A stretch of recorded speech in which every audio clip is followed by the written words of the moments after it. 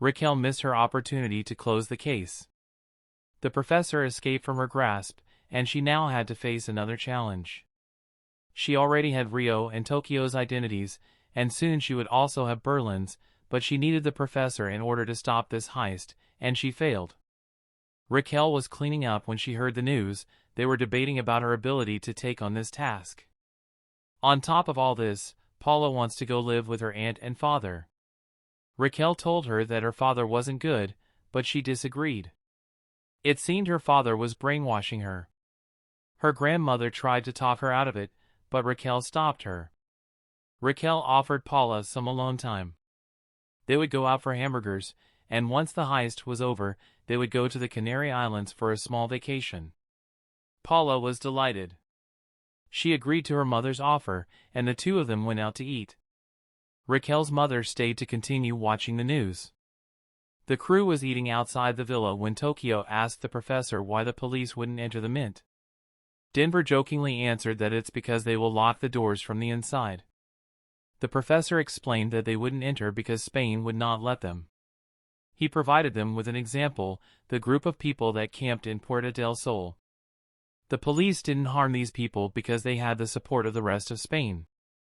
Tokyo doubted the professor, but he explained that they would always have the people's support. He explained further that even if the police entered, they would have weapons and explosives. Also, no one will be able to distinguish hostages from robbers, hence they will not risk it, especially with minors involved. Raquel read an article about Spaniards being treated as second-class citizens. She confronted Colonel Prieto and told him to fulfill his promise and tell the press that it was their decision.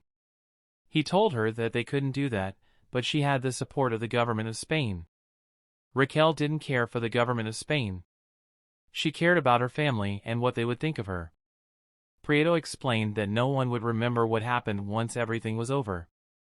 She only needed to end things peacefully, and she would be a national hero, but if everything ended in bloodshed, it would be the end of them. Rio told the professor that he had doubts as to how they will get out of the mint. He told Rio that they will leave through a tunnel. Denver laughed, saying that the police would figure it out within 2 minutes, but the professor revealed the truth behind their plan.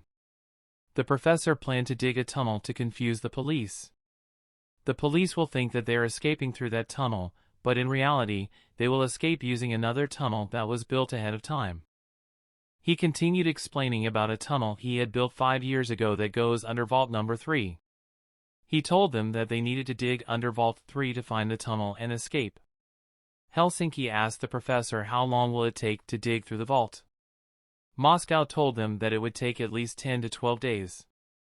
Berlin told them that they would print 200 million per day, and Nairobi did the math to find they will have about 2.4 billion euros printed by the time they have the tunnel ready. Angel reported to Raquel that the ammonia and alcohol were used on the car minutes before they arrived. Raquel asked if there were any leads about the homeless man. He told her that they didn't find any traces. Angel also reported that they did find a fingerprint on the button that she pulled out of the car and that they will have the file in a few minutes. While waiting, Raquel asked all personnel to leave the command center for a few minutes except for Angel and Colonel Prieto. She told them that they have a mole within the force because it's not a coincidence that someone got to the car before they did. She instructed Colonel Prieto to find out who the mole was. They received the file and got the records. It was Berlin. Helsinki woke Arturo up. He checked his temperature and tended to his wound. He told him that there is no infection and that he no longer had a fever. Meanwhile, Denver entered the vault to find Monica sleeping. He woke her up to check how she was feeling. She asked him what he was doing there, and he told her that it was his time to sleep. That's why he thought of dropping by to check on her. Monica told Denver that he could stay and rest there, so he sat across her and slept. Angel briefed Raquel on the details about Berlin, based on his file. They didn't have any records of his passport. He also didn't have any friends or family. Angel thought of interviewing his cellmate in one of the prisons that he had been to. Raquel told him to arrange the papers to get that interview. Based on their records, Berlin was a self-centered narcissist with delusions of grandeur who lacked empathy. An eccentric man with megalomaniacal tendencies cannot differentiate good from evil, has a good sense of humor, and a pathological need to make a good impression on strangers. Berlin showed these characteristics when he addressed the hostages. He ended the rumors that Monica was dead by confirming her execution. He thanked everyone because their heist was going well, and they were ahead of schedule in terms of printing money. He applauded Mr. Torres, who helped them achieve this milestone. Lastly, he welcomed Arturo back for surviving. After all of the theatrics, one hostage raised her hand and wanted to talk with Berlin in private. He took the hostage with him and left. Raquel wanted Angel to provide the press with every bit of information that they have on Berlin. He questioned why, and Raquel told him that she wanted to know what Spain would think of him. Colonel Prieto told her that she wouldn't win the public's opinion as they love these types of people. He convinced her to smear Berlin's image with fake news and propaganda. Raquel gave in. She was desperate, and she gave Prieto the go signal to leak the news. Angel was against defaming Berlin, but she explained that everything was getting personal. Eventually, Angel was on her side, showing that he would do anything for her. He told her that since they were going to defame Berlin, they might as well defame anyone else who gets in their way, especially her ex-husband. Angel told her that he would testify that he saw the bruises and everything else. Just as he was getting Raquel's trust, Suarez entered the command center along with Almanza.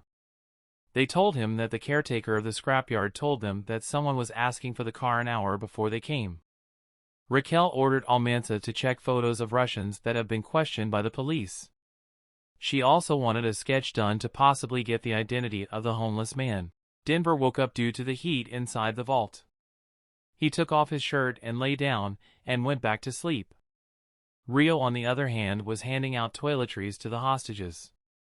He apologized to Allison for tying her too tightly. He told her that he had no choice as she pointed a rifle at his face. Allison told him that it was the second craziest thing that she did. The first one was taking ballet lessons behind her father's back. Allison had teenage problems. She told Rio that her father chose everything for her, and it was the one time that she chose anything for herself. Tokyo arrived to see the two of them talking. Rio immediately left, and Tokyo stopped Allison from leaving the bathroom. She asked her what they were talking about. Allison told her that they were only talking about her father being bossy. Tokyo acted upon her jealousy. She asked her questions about Rio, and eventually, she kissed Allison. Suddenly, Moscow emerged from one of the bathroom stalls. He heard everything that Tokyo said about Rio being her boyfriend up to the part that she threatened Allison. Raquel interrogated Berlin's cellmate. He was arrested for sexual assault, illegal drugs, and indecency.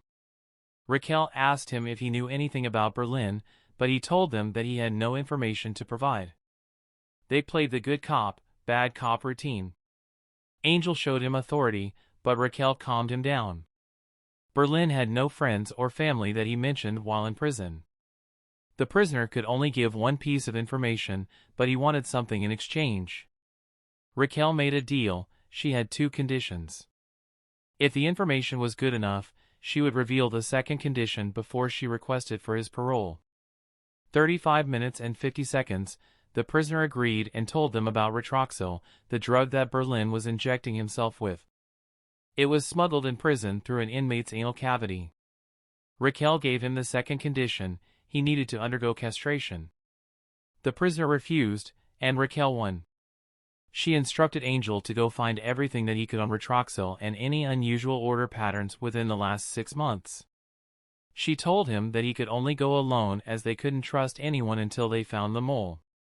Raquel confronted Nikolai, the caretaker of the scrapyard. She asked for his help to identify the man who had come earlier. Nikolai obliged. Back inside the bank, the hostage that requested to speak to Berlin in private was the teacher of Sylvia. She's requesting that Sylvia be brought back with the rest of the group so that she would feel safer. Raquel confronted Nikolai, the caretaker of the scrapyard. She asked for his help to identify the man who had come earlier. Nikolai obliged. Back inside the bank, the hostage that requested to speak to Berlin in private was the teacher of Sylvia.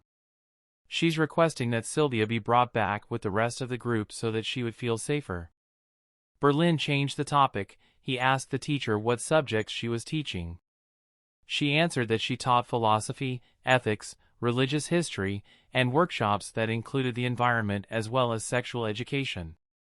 Berlin told her that he had a problem with his sexuality and wanted her opinion. Berlin told her that it was based on a joke, and they discussed it further. The teacher asked for Sylvia once again, and so Berlin showed her. Sylvia was tied up in the other room. The teacher didn't know what to do. She slowly stepped back and tried to reach for the scissors on the desk, but just as she was about to grab them, Nairobi stepped in. Berlin closed the blinds and asked her what was wrong. She told him that he was on television. Berlin ordered Oslo to take the teacher back to the group, and he proceeded to check the television. Nikolai was sitting with a sketch artist. Raquel approached Almanza to confirm if the details given by Nikolai matched the details he saw on the homeless man. He confirmed and stated that they would have his face soon. The professor left his hideout. He was going somewhere.